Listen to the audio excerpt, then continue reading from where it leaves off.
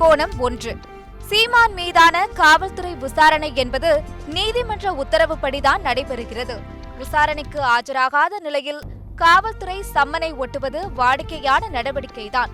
அதற்காக காவல்துறையிடம் அத்துமீறி நடப்பது என்பது சட்ட விரோதம் மட்டுமல்ல, தார்மீக ரீதியாகவும் நியாயமானதல்ல. கோணம் 2. சீமான் வீட்டு காவலர் கைத்துப்பாக்கியுடன் இருந்திருக்கிறார். மேலும் காவலர்களுடன் தள்ளுமுள்ளுவில் ஈடுபட்டிருக்கிறார். மேலும் ஒரு பணியாளரும் காவலர்களுடன் மோதலில் ஈடுபட்டிருக்கிறார். இதனால் அவர்களை கைது செய்வதை தவிர காவலர்களுக்கு வேறு வழி இல்லை. இனி சட்டப்படிதான் அதனை எதிர்கொள்ள நேரிடும்.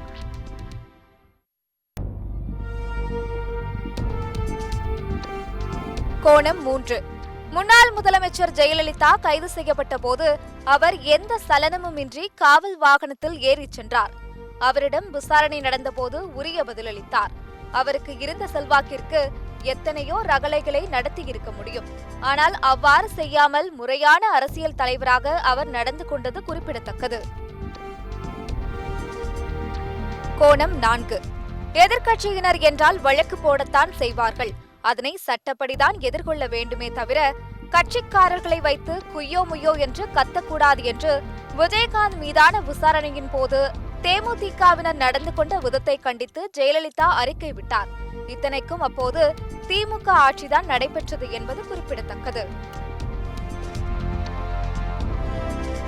கோணம் 5. காவல்துறையிடம் சட்டவிரோதமாக அத்துமீறுவது வீரமல்ல.